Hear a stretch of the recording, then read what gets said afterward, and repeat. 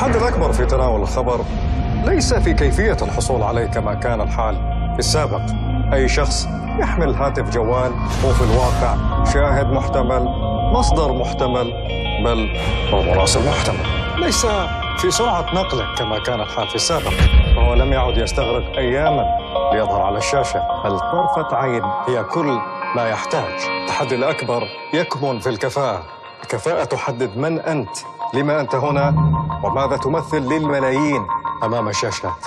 مقدم النشر الأنجح يحتاج إلى أمرين: المهنية والتجرد. حتى وإن ألقى خبراً يمسه شخصياً، يمس بلاده أو أقرب أقربائه، على الأقل هذا ما تعلمناه هنا. أنا محمد طميحي، معكم من الأحد إلى الخميس في النشرة الصباحية على شاشة العربية.